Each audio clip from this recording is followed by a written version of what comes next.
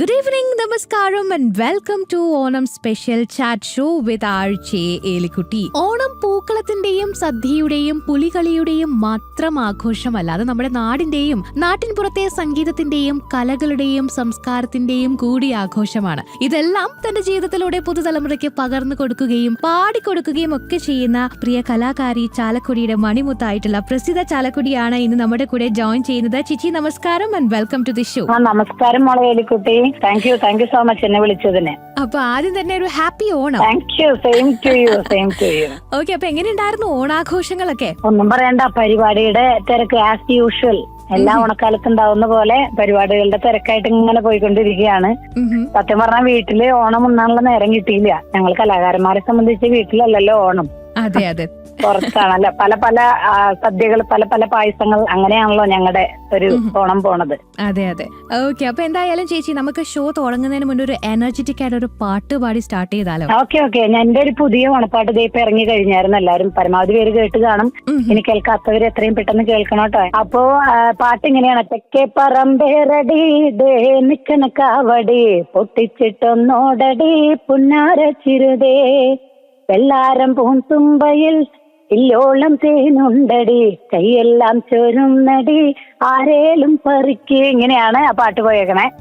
അപ്പൊ എല്ലാവരും ഈ ഒരു പാട്ട് കേട്ട് ഞങ്ങളെ പ്രോത്സാഹിപ്പിക്കണം. ചേച്ചി, ശരിക്കും നമ്മുടെ ഓണാഘോഷം എന്ന് പറയുമ്പോഴത്തേക്ക് നമ്മുടെ കുട്ടിക്കാലത്ത് നമ്മളെ കൂട്ടിക്കൊണ്ടു പോകുന്ന ഒരു കാര്യം തന്നെയാണ് ഓണാഘോഷം. കാരണം ഇപ്പോൾ നമ്മൾ നോക്കുവാണെങ്കിൽ നമ്മുടെ ലൈഫൊക്കെ കുറച്ച് ബിസിയാണ്. ചേച്ചി നേരത്തെ പറഞ്ഞതുപോലെ നമുക്ക് അങ്ങനെ വീട്ടിലൊക്കെ സെലിബ്രേറ്റ് ചെയ്യാൻ പറ്റാത്ത ഒരു സിറ്റുവേഷൻ ആണ്. അപ്പൊ ചേച്ചിയുടെ കുട്ടിക്കാലത്തെ ഓണം വിശേഷങ്ങൾ അല്ലെങ്കിൽ ഓണം മെമ്മറിയിലൊക്കെ പറയുമ്പോൾ ആ ഒരു ചാലക്കുടിയിൽ ഉണ്ടായിരുന്ന ഓണം എങ്ങനെ ഉണ്ടായിരുന്നു? ആ ഓണത്തിനാണല്ലോ വയറ് നിറച്ച ഭക്ഷണം, വ്യത്യസ്തമായ ഒരു ഭക്ഷണം കിട്ടണത്.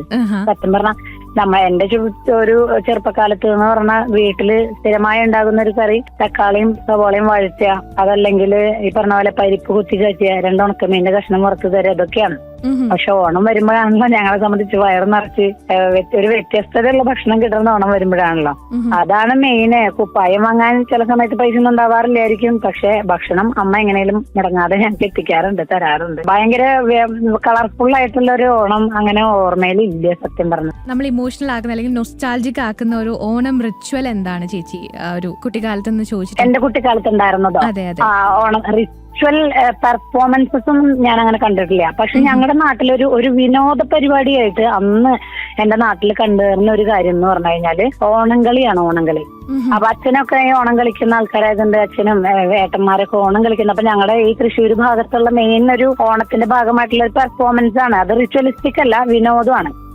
അപ്പൊ അങ്ങനെ വരുന്ന ചില പാട്ടുകൾ ഉണ്ട് അതല്ലേ. ഇപ്പൊ പ്രിയതേ പറയൂ നിന്റെ പ്രിയതമനിന്നെവിടെ, ഈ പാട്ടൊക്കെ ഓണംകളി പാട്ടുകളാണ്. അതുപോലെ ഞങ്ങൾ ഈ പ്രാവശ്യം ടീമിന് വേണ്ടി എടുത്തൊരു പാട്ടുണ്ട്, അതൊരു ഓണംകളി പാട്ടാണ്. മൈഥിലി പെണ്ണിന് നാടറിഞ്ഞുള്ളൊരു കല്യാണം, നല്ല കൊട്ടും കുരവയും മേളത്തിലുള്ളൊരു കല്യാണം, നിന്റെ സീമന്തരേഖയിൽ ചാർത്തി നല്ല സിന്ദൂരം. ഇതൊക്കെ ഓണംകളി പാട്ടുകൾ. ഇങ്ങനെ പണ്ട് കാലത്ത് അച്ഛനൊക്കെ പാടിയിരുന്നത് ഹരണേ പരണേ ശിവനെ കളിവളയത്തിൽ വരണേ, നാവിലെ വിഘ്നങ്ങളകറ്റാൻ ഈ സദസ്സിൽ വരണേ. ഇങ്ങനത്തെ പാട്ടുകളൊക്കെയാണ് അച്ഛനൊക്കെ പണ്ട് പാടിയായിരുന്നത്. ഒക്കെ തന്നെയാണ് കുട്ടിക്കാലത്ത് ഒരു ഓണത്തിന്റെ ഒരു ഓർമ്മ.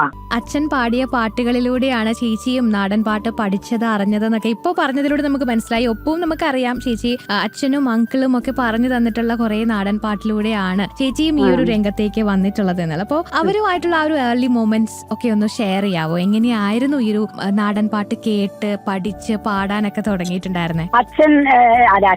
അച്ഛനാണ്, മാമനല്ല, അച്ഛനാണ് നാടൻ പാട്ട് പാടിയിരുന്ന കലാകാരൻ.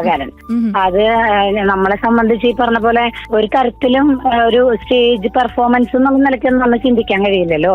അപ്പൊ അച്ഛൻ അന്ന് ചെയ്തിരുന്നു എന്ന് പറഞ്ഞാൽ രണ്ടെണ്ണം അടിച്ചു കഴിഞ്ഞാൽ ഞങ്ങളൊക്കെ പിടിച്ചിരുത്തി പാടുക. പിന്നെ ഞങ്ങളുടെ അമ്പലത്തിലെ ഉത്സവ സമയത്ത് ഒരു 7 ദിവസം മുടിയാട്ടവും നാടൻപാട്ട് കുട്ടികളിയുണ്ട്. അപ്പൊ ആ സമയത്തൊക്കെ അച്ഛനും അവിടെ ഞങ്ങളുടെ ആ പരിസര പ്രദേശങ്ങളിൽ ഞങ്ങളുടെ ബന്ധുക്കളുള്ളവരൊക്കെ പാടുന്നത് നമ്മൾ കേട്ടിട്ടുണ്ട്. അങ്ങനെയാണ് വളർന്നത്. പക്ഷെ അച്ഛൻ പാടിയിരുന്നത് സിനിമാ പാട്ടുകളായിരുന്നു, നാടോടി നാടകങ്ങളിലെ പാട്ടുകളായിരുന്നു. പണ്ട് ഞാൻ പല ഇന്റർവ്യൂവിലും പറഞ്ഞിട്ടുള്ള കാര്യങ്ങളാണ്. അച്ഛൻ പാടുന്ന സിനിമാ പാട്ടുകളെ പറ്റി, ഇപ്പൊ ശകുന്തളയിലെ പാട്ട്, അതുപോലെ മോന്റെ പേര് കാളിദാസൻ എന്നാണ്, അതുപോലെ ശങ്കരാഭരണമോ, ആ പാട്ടൊക്കെ ഒരു ക്ലാസിക്കൽ ടച്ചുള്ള പാട്ടുകളൊക്കെയാണ് അച്ഛൻ പണ്ട് പാടിയിരുന്നത്. എനിക്ക് തോന്നുന്നു അതുകൊണ്ട് തന്നെ അച്ഛൻ അക്കാലത്ത് തന്നെ സിനിമാ പാട്ടുകളാണ് കൂടുതലും പഠിപ്പിച്ചിരുന്നത്.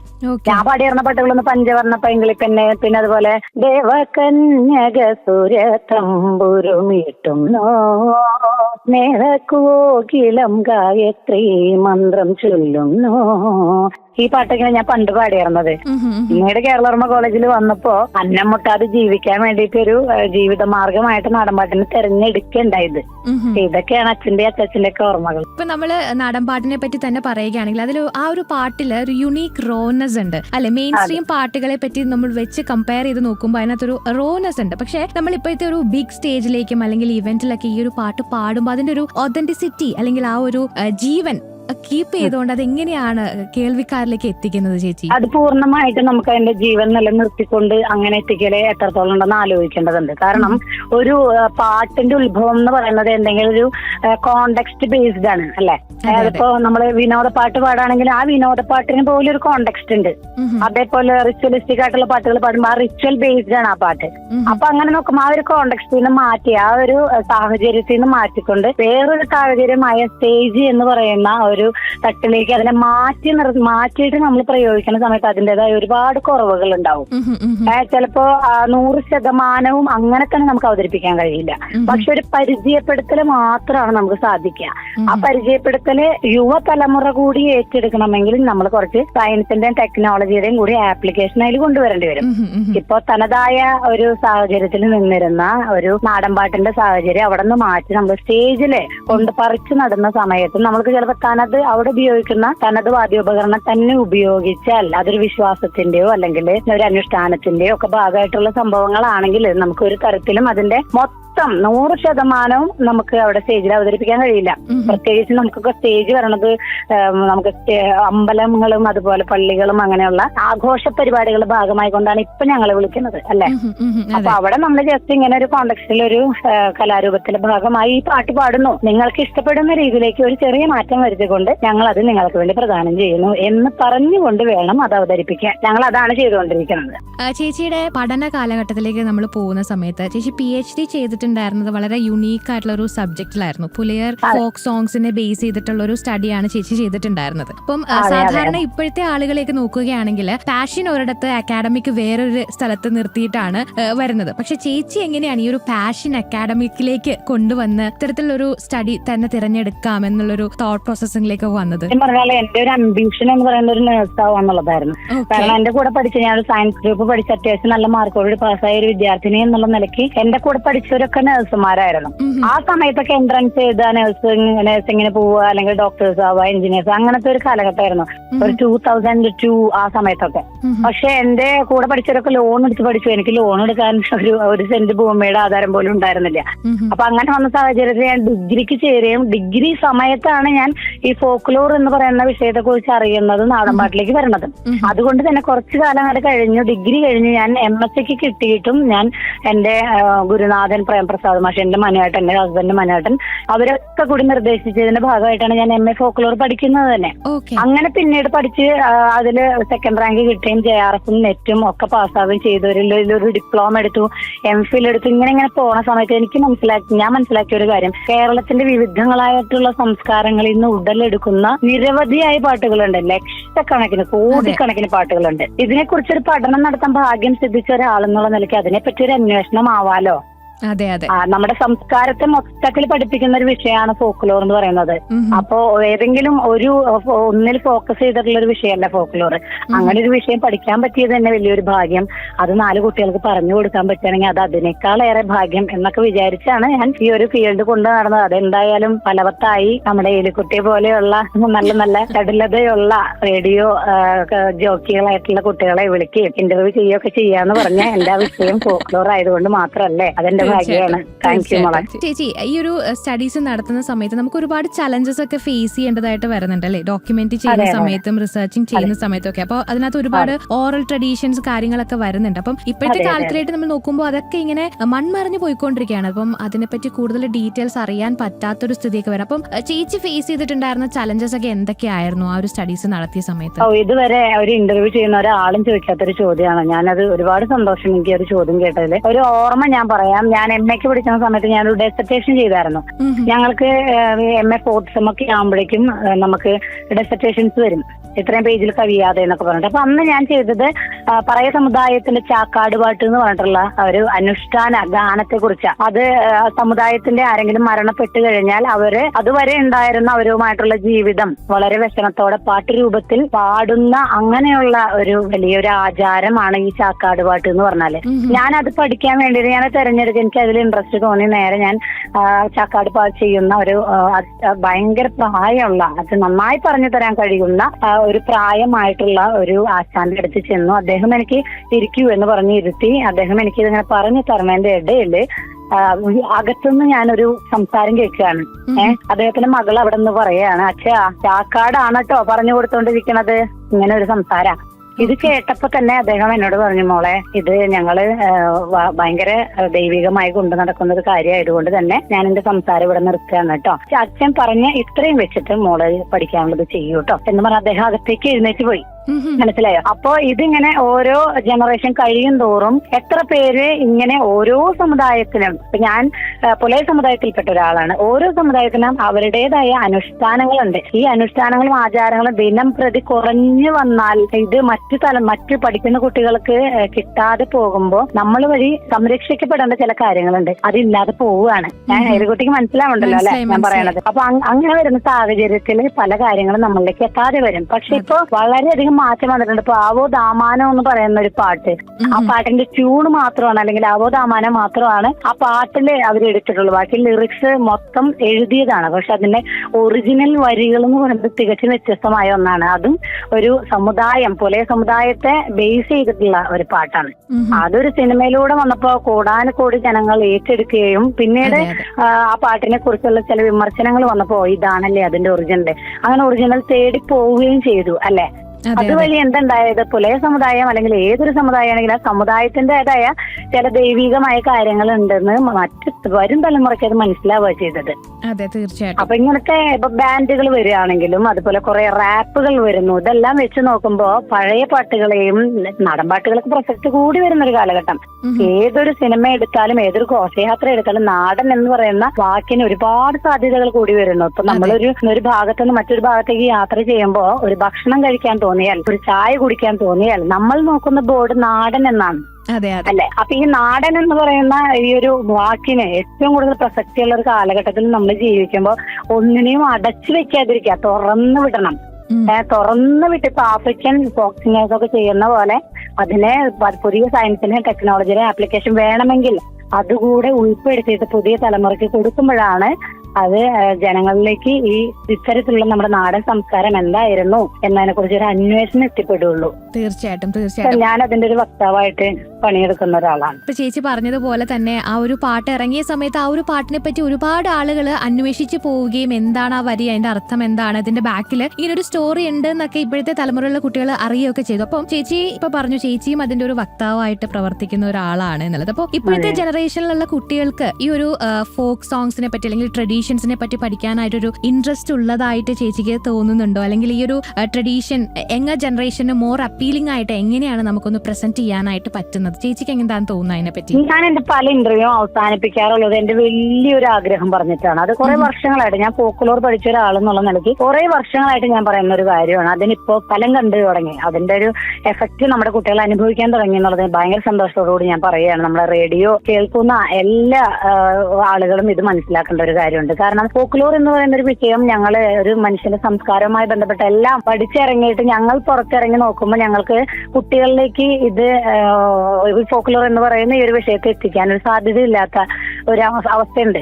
അപ്പൊ ഇതിനെ പറ്റി ഞാൻ പറഞ്ഞത് എന്താ വെച്ചാൽ നമ്മുടെ സ്കൂൾ തലങ്ങളിൽ ഒരു 45 മിനിറ്റിന് പീരീഡ് ആയിട്ട് ഇപ്പൊ മ്യൂസിക്കും അതുപോലെ എന്താ പറയുക ചിത്രരചന ഇതെല്ലാം വരുന്ന പോലെ തന്നെ നമ്മുടെ ഫോക്ലോറും ഒരു 45 മിനിറ്റിന്റെ ഒരു പാഠ്യ വിഷയമായി വരണം എന്ന കുറെ കാലങ്ങളായിട്ട് ഞാൻ പറഞ്ഞുകൊണ്ടേയിരുന്നു. ഇപ്പൊ ഈ അടുത്ത കാലത്തായിട്ട് നമ്മുടെ സ്കൂൾ സിലബസിലെ കേരളത്തിലെ അറിയപ്പെടുന്ന അല്ലെങ്കിൽ കേരളത്തിൽ ഇപ്പോഴും തനിമ നഷ്ടപ്പെടാതെ നാടൻ പാട്ടുകളെ അവതരിപ്പിച്ചുകൊണ്ടിരിക്കുന്ന കരിന്തലക്കൂട്ടം എന്ന് പറയുന്ന നമ്മുടെ എല്ലാം ഗുരുനാഥന്മാരും ഗുരുനാഥകളുമുള്ള ഒരു നാടൻ പാട്ട് സംഘമുണ്ട്. അവരെ പറ്റി സിലബസിൽ പഠിക്കാൻ വന്നു. അപ്പൊ അത് വലിയൊരു അച്ചീവ്മെന്റ് ആയിട്ട് ഞാൻ മനസ്സിലാക്കുകയാണ്. പിന്നെ തന്നെയല്ല, കഴിഞ്ഞ ദിവസം കണ്ടപ്പോ കുറച്ച് കുട്ടികൾ എന്നോട് വന്നിട്ട് പറഞ്ഞു ഞങ്ങളെ MA ഫോക്ലോർ എടുക്കാനാണ് ഞങ്ങളുടെ ആഗ്രഹം. അങ്ങനെ പറയുമ്പോ തന്നെ നമുക്കറിയാലോ ഈ നാടോടി വിജ്ഞാനത്തെ കുറിച്ചും നമ്മുടെ വരും തലമുറയ്ക്ക് എത്രത്തോളം ഇൻട്രസ്റ്റ് ഉണ്ട് അത് അറിയാന്നുള്ളത്.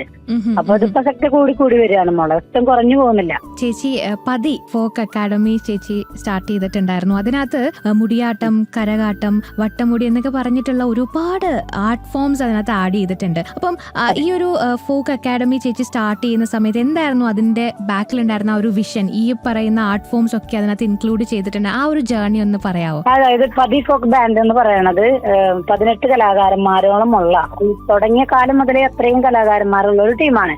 ഇന്നും ഓൾമോസ്റ്റ് അന്ന് ഞങ്ങളുടെ കൂടെ ഉണ്ടായിരുന്ന ആളുകൾ തന്നെയാണ് ഇന്നും നമ്മുടെ കൂടെ ഉള്ളത് എന്നുള്ളതാണ് ഏറ്റവും വലിയ പ്രത്യേകത. എത്ര നാടൻപാട്ട് സംഘങ്ങളിൽ അങ്ങനെ ഉണ്ട് എന്നുള്ളത് നമ്മളൊന്ന് എടുത്ത് പരിശോധിക്കേണ്ട കാര്യമാണ്. 20 വർഷത്തോളം 22 വർഷത്തോളം നമ്മുടെ കൂടെ ഇങ്ങനെ നിൽക്കുക എന്ന് പറഞ്ഞാല് അത് നമ്മൾ അവർക്ക് കൊടുക്കുന്ന ഒരു പരിഗണനയും സ്നേഹവും അവരർഹിക്കുന്നത് കൊടുക്കുന്നു എന്നുള്ളതുകൊണ്ടാണ്. അതൊന്നും എടുത്തു പറയട്ടെ. പിന്നെ പതി ഫോക്ക് ബാൻഡിന്റെ പ്രത്യേകത എന്ന് പറഞ്ഞാൽ പതി ഫോക്ക് അക്കാദമി ആയിരുന്നു മുമ്പ്.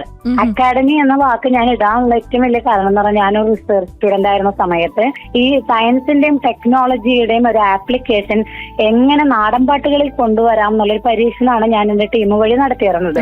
ഇപ്പൊ വട്ടമുടിയാണെങ്കിലും കരിങ്കാലിയാണെങ്കിലും നമ്മൾ അവതരിപ്പിക്കുന്ന സമയത്ത് അകമ്പടി പാട്ടുകൾ അതുപോലെ ചെയ്യുന്നു. അതിന്റെ കലാരൂപം അങ്ങനെ തന്നെ നമ്മളെ കൊണ്ട് പറ്റുന്ന രീതിയിൽ നീതി പുലർത്തിക്കൊണ്ട് സ്റ്റേജിൽ ചെയ്യുന്നു. പക്ഷേ ഇൻസ്ട്രുമെന്റേഷൻ വ്യത്യാസമുണ്ട്.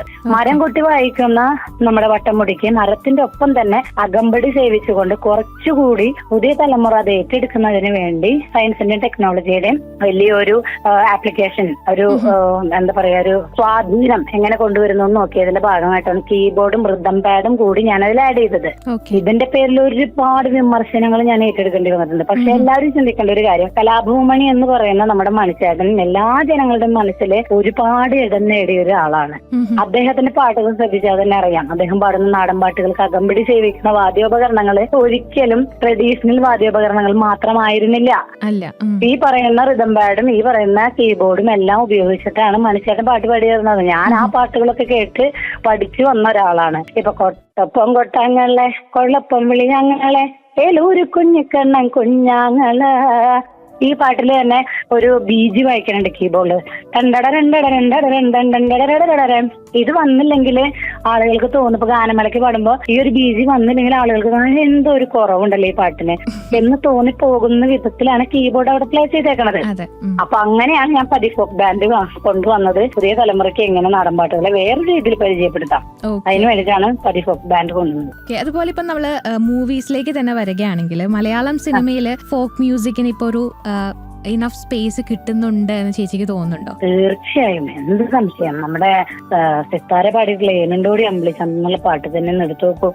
നമ്മുടെ ജാസി ചേട്ടന്റെ പാട്ടുകളൊന്നും എടുത്തു നോക്കും. എല്ലാം നാടൻ വേണങ്ങളല്ലേ. തന്നെയല്ല ഇപ്പൊ ഈ അടുത്ത് വന്നിട്ടുള്ള ഉള്ളുള്ളേര് ഞാൻ പാടിയിട്ടുള്ള പാട്ട്, ഈ പാട്ട് നാടൻ പാട്ടിന് അങ്ങനെ തന്നെ പറിച്ചു നട്ടേക്കല്ലേ സിനിമയിലേക്ക്. അതും കാസർഗോഡ് ജില്ലയുടെ മാവില സമുദായത്തിന്റെ ഒരു അനുഷ്ഠാനത്തിന്റെ ഭാഗമായിട്ടുള്ള അവരുടെ ഒരു ആചാരത്തിന്റെ ഭാഗമായിട്ടുള്ള ഒരു പാട്ടാണ്. ആ പാട്ടിന് അങ്ങനെ തന്നെ ആ സിനിമയിലേക്ക് നേരെ ഇൻസ്ട്രുമെന്റ്സ് DJ മോഡിലേക്ക് മാറ്റിയിട്ട് നേരെ അപ്ലൈ ചെയ്തേക്കല്ലേ. അപ്പൊ ഇതൊക്കെ തന്നെയാണ് നാടൻ പാട്ടുകളുടെ വലിയൊരു വരവ് എന്ന് പറയുന്നത്. ഇപ്പൊ ഏതൊരു മ്യൂസിക് ഡയറക്ടർ, ഇപ്പൊ നമുക്ക് കുറെ പേരെ അറിയാം, ഞങ്ങളെ പലപ്പോഴും വിളിക്കാറുണ്ട്. അപ്പൊ അവരൊക്കെ വിളിക്കുമ്പോ ആദ്യം പറയണത് ഒരു സിനിമയുണ്ട്, അപ്പൊ സിനിമയ്ക്ക് പറ്റിയ സാഹചര്യം ഇതാണ്, ആ സാഹചര്യത്തിന് പറ്റിയ ഒരു നാടൻ പാട്ട് പറഞ്ഞു തരുമോ എന്ന് ചോദിച്ച് വിളിക്കുന്ന കുറെ ആളുകളുണ്ട്. വേറൊരു കാര്യം പറയട്ടെ, സ്കൂൾ തലങ്ങളില് കഴിഞ്ഞ കുറച്ച് വർഷങ്ങളായിട്ടുള്ള നാടൻ പാട്ട് മത്സരമായിട്ട് വന്നിട്ട് അല്ലെ. ഈ നാടൻ പാട്ട് മത്സരമായിട്ട് വരണതിന് മുമ്പ് ഒരുപാട് ക്ലാസിക്കൽ കലകള് ഇവിടെ അമ്മാനും അടിയായിരുന്നു. എന്തുകൊണ്ട് നാടൻ പാട്ടിനെ ഇപ്പൊ ഈ അടുത്ത കാലത്തായിട്ട് മാത്രം പരിഗണിച്ചു? ഇതെന്നെ ഏറ്റവും വലിയ ഉദാഹരണമാണ്. ഈ നാടൻ എന്ന് പറയുന്ന വാക്കിന് പ്രസക്തി കൂടി വരികയാണ്. അതങ്ങനെ കൂടി തന്നെ പോവുള്ളൂ, ഇനി കുറയാൻ പോണില്ല. ആളുകൾ അവരുടെ സ്വത്വം തിരിച്ചറിഞ്ഞു. അവരുടെ സംസ്കാരം എന്താണെന്നും സംസ്കാരവുമായി ബന്ധപ്പെട്ട കലകൾ എന്താണെന്നും അന്വേഷണം നടത്താൻ ആളുകൾ തയ്യാറാകുന്ന ഈ ഒരു കാലഘട്ടത്തില് ഇത് കൂടി വരട്ടെ എന്ന് നമുക്ക് പ്രത്യാശിക്കാം. ഓക്കെ, അപ്പൊ ചേച്ചി എന്തായാലും ആ പാട്ടൊന്ന് പാടിത്തരാവോ? അജഗജാന്ത്രത്തിൽ പാടിയിട്ടുള്ള അതല്ലേ, 4 വരി പാടാം. ഓക്കെ. ഓളുള്ളേരെ മാണിനങ്കര് വിരജിപ്പെട്ടെടുണ്ടുകയെ മാണിനങ്കര്, ഓളുള്ളേരെ മാണിനങ്കര് മൈസൂർപേട്ടടുണ്ടുകയെ മാണിനങ്കര്, മാണിനങ്കര് തങ്കാട്ട് കുമരനങ്കര്, കുമരനങ്കര് തങ്കാട്ട് മാണിനങ്കര്, എണ്ണാക്കൊണ്ട മഞ്ചളക്കൊണ്ട മാണിനങ്കരക്ക്, എണ്ണാക്കൊണ്ട മഞ്ചളക്കൊണ്ട ചുക്കട്ടിനങ്കരക്ക്, മാണിനങ്കര് തങ്കാട്ട് കുമരനങ്കര്, കുമരനങ്കര് തങ്കാട്ട് മാണിനങ്കര്. അപ്പൊ എന്തായാലും നമ്മൾ ബാക്ക് ടു നമ്മുടെ ഓണം വിശേഷങ്ങളിലേക്ക് വരുമ്പോ ഈ വർഷത്തെ ഈ ഒരു ഓണ ആഘോഷങ്ങൾക്ക് ചേച്ചിയുടെ പാട്ടുകളിൽ നിന്ന് തന്നെ ഒരു പാട്ട് നമ്മുടെ ലിസണേഴ്സിനും അതുപോലെ തന്നെ കേരളത്തിലുള്ള എല്ലാവർക്കും വേണ്ടിയിട്ട് ഡെഡിക്കേറ്റ് ചെയ്യാൻ പറഞ്ഞിട്ടുണ്ടെങ്കിൽ ചേച്ചി ഏത് പാട്ട് പറയും? ആദ്യം പറഞ്ഞത് പറയല്ലേ? ഇല്ല, എനിക്ക് ഓണപ്പാട്ടായിട്ട് ആദ്യം കിട്ടിയ പാട്ടാണ്.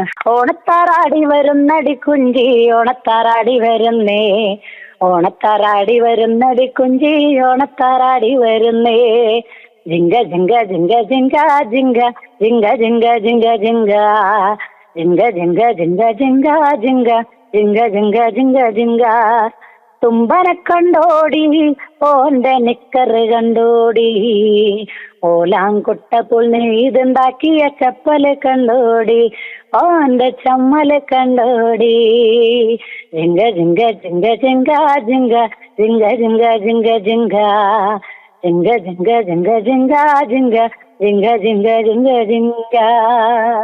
ആഹാ, അടിപൊളി. അപ്പൊ എന്തായാലും ചേച്ചി ഒരുപാട് സന്തോഷമുണ്ട്. നമുക്ക് ഒരുപാട് ഇൻഫോർമേറ്റീവ് ആയിട്ടുള്ള കാര്യങ്ങളാണ് ചേച്ചി ഈ ഒരു ഓണ സീസണിൽ നമുക്ക് എല്ലാവർക്കും പറഞ്ഞു തന്നിട്ടുള്ളത്. അപ്പോൾ നമ്മൾ വൈൻഡപ്പിലേക്ക് ഇങ്ങനെ മൂവ് ചെയ്തുകൊണ്ടിരിക്കുകയാണ്. അപ്പം എന്തായാലും വൈൻഡപ്പ് ചെയ്യുന്നതിന് മുമ്പ് ഞങ്ങളുടെ പ്രിയപ്പെട്ട ലിസണേഴ്സിനോട് ചേച്ചിക്ക് എന്താണ് പറയാനായിട്ട്? സ്ത്രീകളാകുന്ന ജനങ്ങളോട് പറയാനുള്ള ഒരു കാര്യം, നമ്മൾ ഇറങ്ങുന്ന മേഖലയിൽ നമ്മുടെ വളർച്ച മുരടിപ്പിക്കുന്നതിന് വേണ്ടി ഒരുപാട് പേരുണ്ടാവും പിറകിന്ന് വലിക്കാനായിട്ട്. ഇതെല്ലാം അവഗണിച്ചുകൊണ്ട് നമ്മുടെ ലക്ഷ്യം എന്താണെന്ന് മനസ്സിലാക്കിക്കൊണ്ട് മുന്നേറുന്ന പടവെട്ടി മുന്നേറുന്നവരാണ് നിങ്ങളെങ്കിൽ ജീവിത വിജയം ഉറപ്പാണ്. ഞാൻ അതിന്റെ ഏറ്റവും വലിയ ഒരു ഉദാഹരണമാണ്.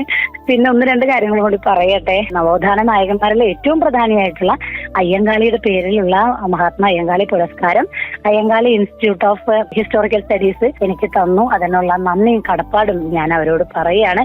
പതി ഫോക്ക് ബാൻഡ് എന്ന് പറയുന്ന എന്റെ ടീം വൈവിധ്യമാർന്ന കലാപ്രകടനങ്ങളോടുകൂടി നിങ്ങൾക്കിടയിലേക്ക് വരികയാണ്. അപ്പോൾ പരിപാടികളുടെ ബുക്കിംഗ് നടന്നുകൊണ്ടിരിക്കുന്നു. എല്ലാവരും അവരവരുടെ ഉത്സവാഘോഷ പരിപാടികൾക്കും എന്റർടൈൻമെന്റിനൊക്കെ നമ്മൾ വിളിക്കുമെന്ന പ്രതീക്ഷയില് ഹൃദയത്തിൽ തൊട്ട നന്ദി നമ്മുടെ ഏലിക്കുട്ടിക്കും നമ്മുടെ റേഡിയോ ചാനൽ കേട്ടുകൊണ്ടിരിക്കുന്ന നിങ്ങളെല്ലാവർക്കും ഹൃദയത്തിൽ തൊട്ട നന്ദി അറിയിക്കുകയാണ്. അപ്പൊ താങ്ക് യു സോ മച്ച് മോളെ. താങ്ക് യു സോ മച്ച് പ്രസിദ്ധ ചേച്ചി.